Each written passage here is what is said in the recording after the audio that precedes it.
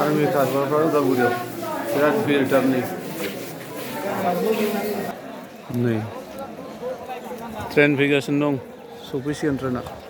फुरा आर्मि खारनो फैनायफ्रा फुरा स्टेसन फुल दायो ओमफ्राय नायबायलै नै बिराद मोजां नुयो माथो ट्रेन स्टेसनखौ ट्रेन फैगासिनो दं दायो फुरा फुल आर्मि खारनो फैग्राफ्रा फुरा मानसि फैदों दायो सोर माबायदि जागोन बुंनो हाला दायो भाग्यनि खोथा नायनोथ' बिराद मोजां नुयो माथो रेल साइटिंखौहाय गारि फैनायखौबो नायनोसै दसे नेनानै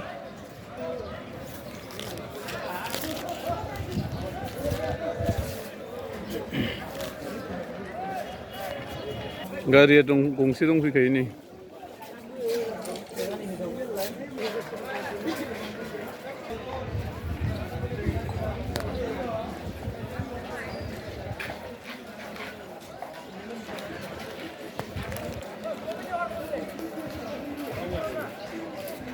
निफ्राय नैबे एफ्रेसखौ लांनो फैदों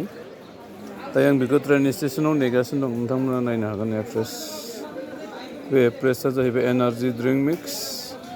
बियो हेल्थनि खामानि मावो लेमन फ्लेभार दै बियो साहानि बदल साहा एनार्जि मोनगोन माइन्डखौ फ्रेस मोनगोन हेल्थखौ एक्टिभ मोनो बेखौ लोङोब्ला एफ्रेसनिफ्राय जों बहुद गुन मोनो मानो होनोब्ला जों माइन्डखौ फ्रेस मोनगोन हेल्थआव जेसेबां टक्सिन दं बेखौ डिटक्सिफिकेसन जों खालामनो हायो आरो बेजों लोगोसे हेल्थखौबो फ्रेस मोनगोन फेट्सफ्राबो खमियो cholesterol fats belly fats side fats skin fats बेफोरो माने आउट जाजोबो बिनिफ्राय हेल्थआवहाय जेसेबां बेनिफिट मोननांगौ जों एफ्रेसनिफ्राय मोनो एफ्रेसखौ जों 1 स्पन्ज करि 3, 4, 5 टाइम लोंनो हायो हट वाटार एसे दै गुदुंजों लोंनांगौ आरो ना एफ्रेसखौ दैलि जों इउज खालामनो हायोब्ला माने हेल्थआवहाय जों जेसेबां टक्सिन थायोना बेखौ डिटक्सिफिकेसन खालामनो हायो हेल्थनिफ्राय जों मोजां माने रिजाल्ट मोनो आरो एफ्रेसनिफ्राय थ' बिथांमोनाबो लोङो बेखायनो दा गरायसरनिफ्राय नै आंनियावहाय लांनो फैदों आं दा ट्रेन स्टेसनाव नेगासिनो दं बिसोरखौ दायो हरसिगोन बिनिफ्राय बिसोर न'खराव हल फेमिलि इउज खालामो आरो बेजों लोगोसे मानसिफोरनोबो लोगोफोरनोबो लोंहोयो आरो बिसोर एफ्रेसखौहाय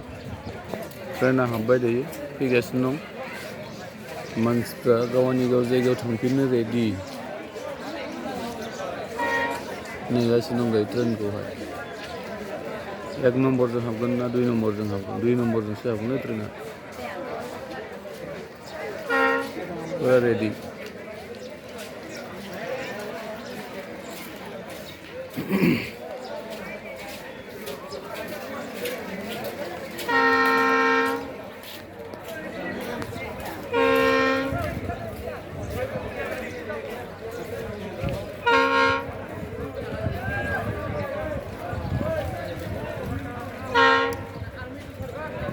रङिया टु डेकारखावलै बे ट्रेना डेकारखाव माने लखिमपुर थांगोन मारखंस्लेट